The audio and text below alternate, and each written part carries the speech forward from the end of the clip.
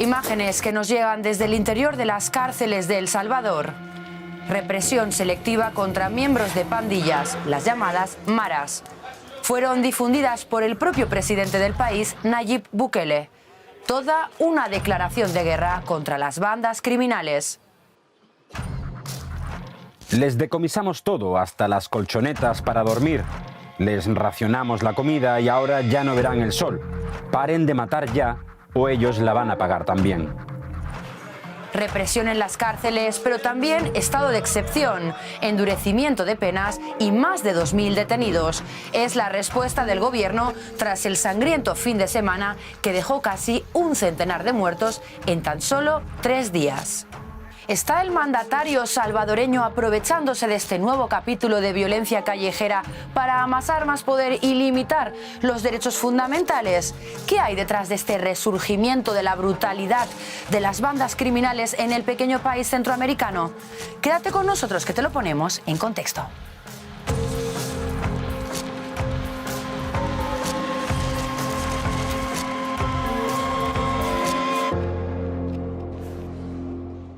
El Salvador llevaba desde el fin de la guerra civil sin vivir jornadas tan cruentas. Solo el pasado sábado fueron asesinadas 62 personas. En todo el fin de semana la cifra alcanzó los 87 homicidios, muchos perpetrados al azar. El gobierno culpó del derramamiento de sangre a las pandillas, especialmente a la Mara Salvatrucha o MS-13. Junto con la Mara Barrio 18 cuentan en el país con 70.000 integrantes, quienes se dedican a la extorsión y el narcotráfico, entre otras actividades delictivas.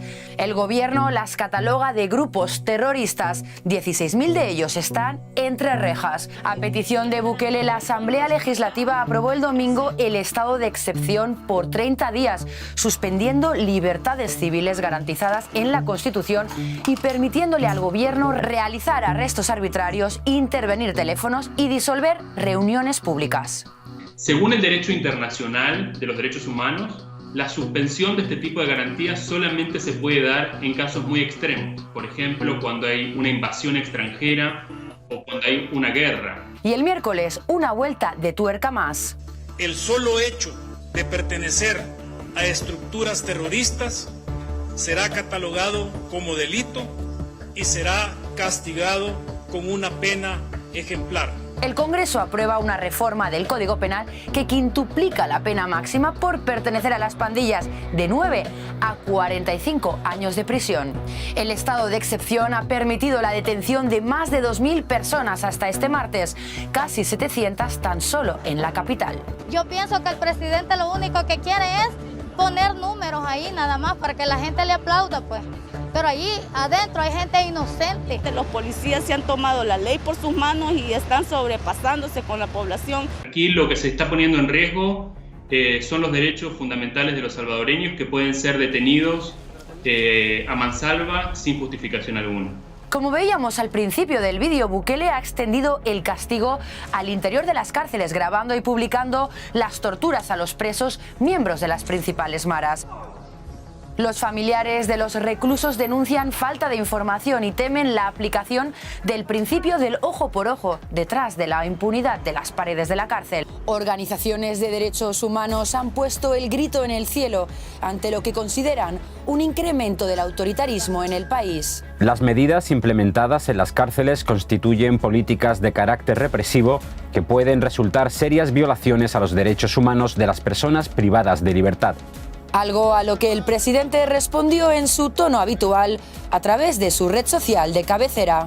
Estos vividores de las ONGs internacionales dicen velar por los derechos humanos, pero no se interesan por las víctimas, solo defienden asesinos, como si disfrutaran ver los baños de sangre.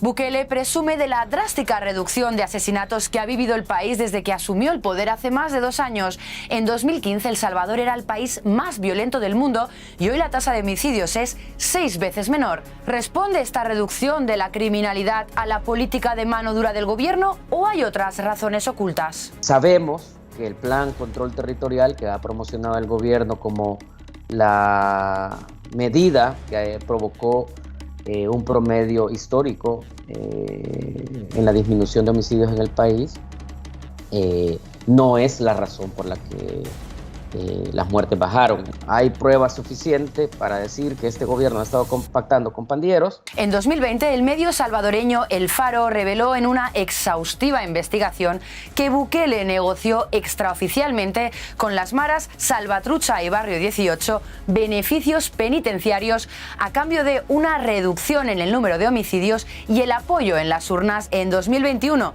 que el partido de Bukele ganó de forma aplastante. Pero entonces, si existe un trato, ¿por qué las maras regresan a la violencia? ¿Por qué justo ahora?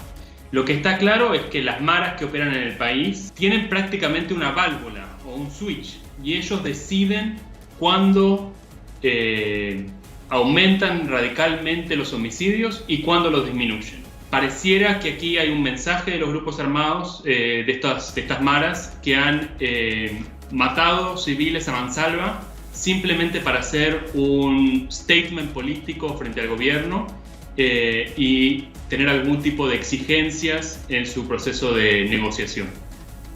Ya aprendieron de política, tienen años negociando con políticos, con Arena, con el FMLN y ahora con el gobierno de Nayib Bukele, y su forma de diálogo, de mandar mensajes, es a través de muertos.